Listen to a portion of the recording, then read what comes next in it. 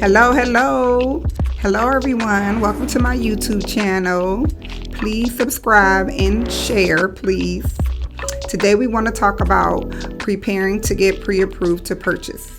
I'm going to point out about 4 major points that is going to determine whether you can get pre-approved or not.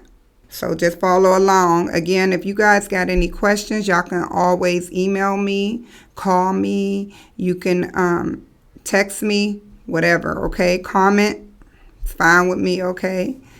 So, preparing to get pre-approved to purchase your home, okay? So, we need at least 2 years of continuous employment, okay? At least 2 years of continuous employment. If you switch a job, it should be in the same field, and we don't want no gap, okay? So, no gap. If you're going from job A to job B, you need to, transfer job A right to job B, like the next day or a couple days, but there's no gap in employment. If you stop working on Monday and you start working on Thursday, that's fine as long as your employment started, immediately with that other job, okay? But your employment had to start even though your attendance wasn't required until that Thursday, okay? All right. Credit score. Your credit score needs to be at least a 620, at least, okay? That'll get you pre-approved, but remember, y'all, the higher the credit score, the better the interest rate, okay? The higher the credit score, the better the interest rate. There is a few lenders that will pre-approve you at 580, okay? But I don't really recommend that. But you do have a few lenders that will approve you at 580. But I always tell my clients, at least a 620. You have different types of loans. So, for example, FHA loan, your score can be a 580 with certain lenders. And even though it's a 580, you can't have a whole bunch of, discrepancies on your credit report. And you can't have a lot of, recently late payments. Okay, so it has to be a 580, but a decent 580. Okay, DTI, debt to income ratio. Okay, so that's your debt, your bills. Okay, your bills and your income, debt to income ratio.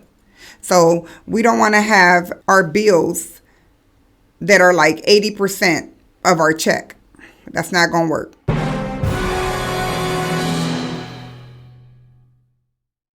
You're not going to get approved. You at least need your debt to income ratio to be 50-50 at least. And I know a lot of lenders and banks like it to be even under that, maybe even 30 or 40%, with, the 30 or 40% being your debt and your income, being the 60%, okay? So we got to remember that, guys, okay? Example. If let's say your income is $5,000 a month, your bills cannot exceed over $2,500 a month. Okay, that's including your rent, your mortgage, your car note, your credit cards. That's everything. Okay, especially the bills that are reporting to the credit union. Lastly, savings. You need cash to buy a home. Okay. Yes, there's different grants and there is some help out here, but you have to qualify for that, and they only do but so much. Don't think you're going to buy a home and you're not going to need any money, that you're just going to qualify for the grants and you're going to be good, because that's not going to happen. Okay, you need cash, and you need cash for earnest money when it's time to start looking for that house. And you want to put a contract on that house, you're going to need earnest money. So earnest money is what you put down. It's kind of like a collateral. It's like a collateral, and that's what you put down. And if you use me as a realtor, my company holds your money, not me, but the company does, the broker, Realty One Group Coastal. And they'll hold it, and it's used as collateral. And that's, letting the seller know that you're serious. I'm serious about buying this house. And, I can't just change my mind and walk away tomorrow, because then I'll lose this money, and A lot of times that earnest money is about 1% of the purchase price.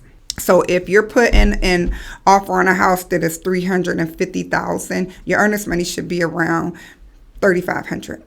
Okay, and yes, that can go towards your closing as well. So that $3,500 again is used as collateral, and it's just sitting there, and it's just letting these sellers know that, okay, I'm serious, and this is what I'm willing to put down, so I'm not going to just walk away. And then when closing time comes, you are able to deduct that $3,500 from whatever you owe at the closing table. That goes towards it.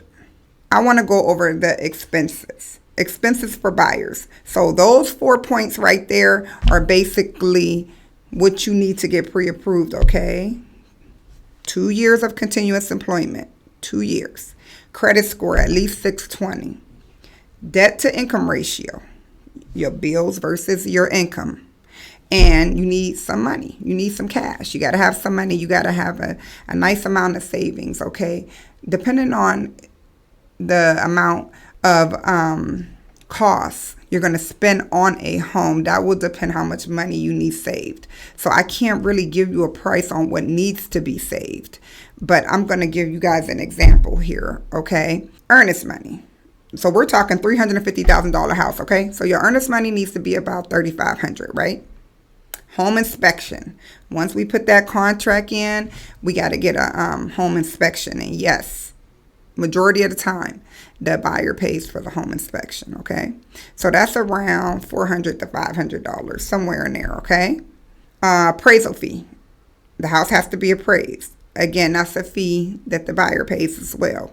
And this is upfront. So the home inspection, the earnest money, and the appraisal fee is all upfront. CL 100. Here in South Carolina, CL 100 is the termite inspection. So that looks for termites. That looks for mold and mildew, in wood, stuff like that, okay? So that's around $150. Closing costs. So closing costs is usually like 3.5%. And then your deposit is 3%, okay?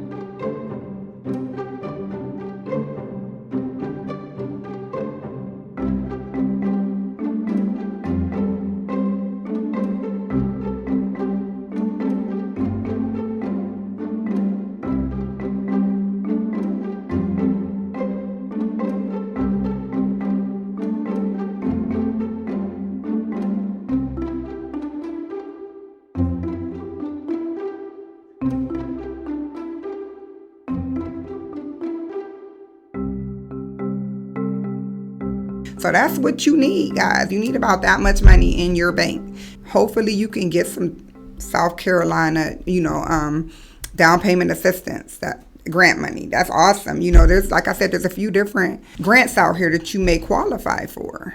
So when you're ready to buy, you at least have about 20 grand. Okay, at least about 20 grand saved up, if you're wanting to purchase around, under 350,000, okay? So listen, I'm your girl, Lilly McElroy, Realtor Lilly McElroy. I'm here to help you, okay? And I want to do whatever I can to help you get in that home. If you want to buy some land, I want to help you with that. If you want to purchase Airbnbs or, property to just bring in some of that residual income, investors, whatever, however, I'm your girl. Let me know. I want to help you in any way possible, okay? So give me a call, 843-718-7470. Okay, I'm on Facebook, Realtor Lilly McElroy, or just Lilly McElroy. I'm on Instagram, Millionaire777Minds. Okay, my website is millionaireagent.net. My email is lillymcelroy.realty1@gmail.com. Okay? All right, y'all. Listen, y'all have a great, blessed day. And stay safe, and I'm here if you need me, all right? All right, y'all.